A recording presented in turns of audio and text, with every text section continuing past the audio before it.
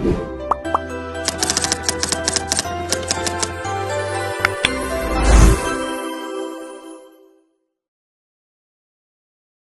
let me introduce myself.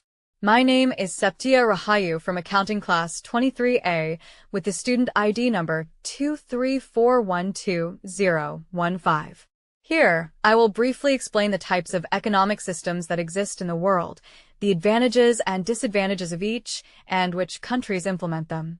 So, there are several types of economic systems in the world, each with its own advantages and disadvantages, and examples of countries that implement them. The first is the traditional economic system. A traditional economic system is an economic system based on customs, habits, and traditions passed down through generations within a society. This system is typically found in communities that still rely on a simple lifestyle and meet daily needs without the goal of seeking large profits. In this system, economic activities are generally carried out through barter, using simple means of production, and production is usually only sufficient to meet the needs of the individual or the surrounding community.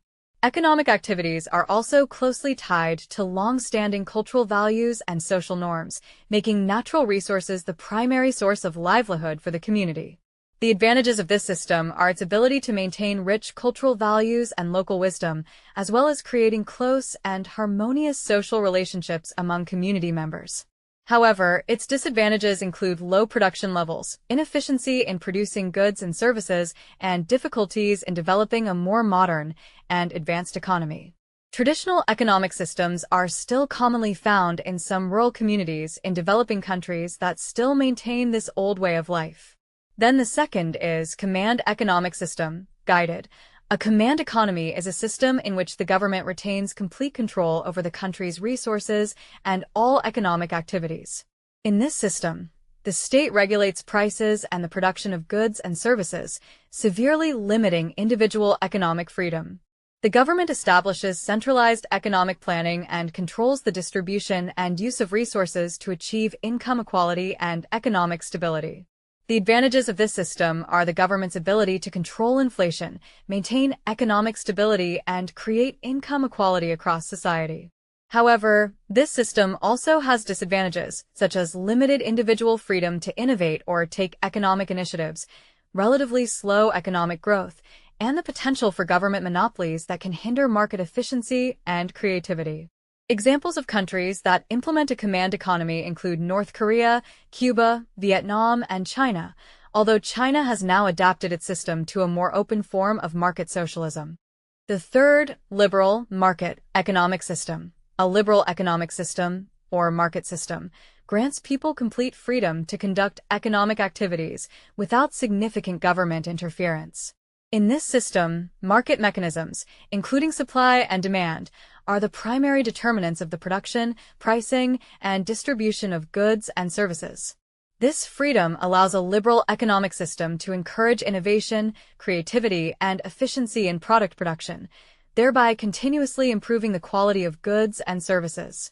However, this system also faces several challenges, such as the risk of monopolies by large corporations, unfair competition, and widening social disparities due to unequal economic access. Furthermore, the market tends to experience instability, which can lead to sharp economic fluctuations.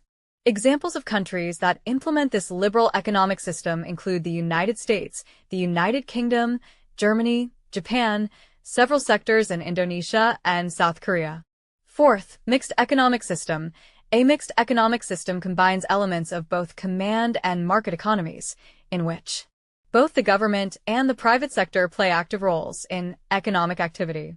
In this system, the government oversees and controls several strategic sectors and vital resources, while the private sector is given the freedom to innovate and operate businesses according to market mechanisms.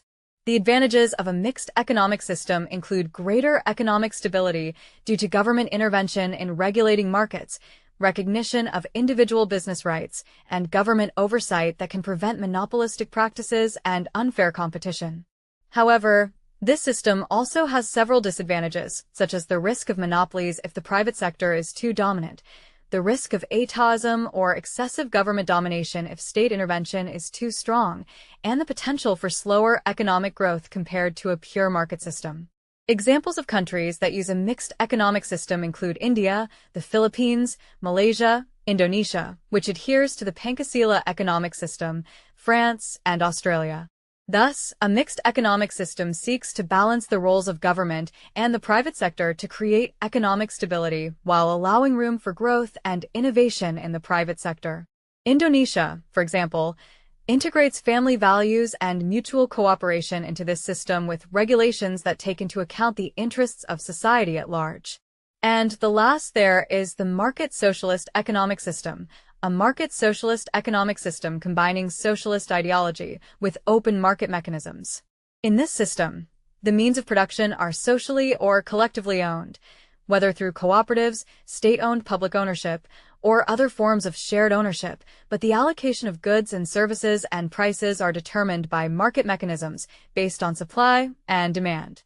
The government maintains control and regulates important macroeconomic aspects, such as strategic sectors and fiscal and monetary policies, to maintain economic stability and social justice, but does not directly intervene in the micromanagement of company operations. This system seeks to balance market efficiency with the goals of socialism, namely ensuring a fair distribution of economic outcomes and reducing social inequality. Its advantage is its ability to maintain social justice while encouraging economic progress through healthy market competition and innovation. However, the challenge lies in the difficulty of balancing state control with market freedom, resulting in tensions between the two elements. China is an example of a country that implements this market socialist system, where they consistently adhere to socialist communist ideology but use open market mechanisms to achieve economic progress and national stability.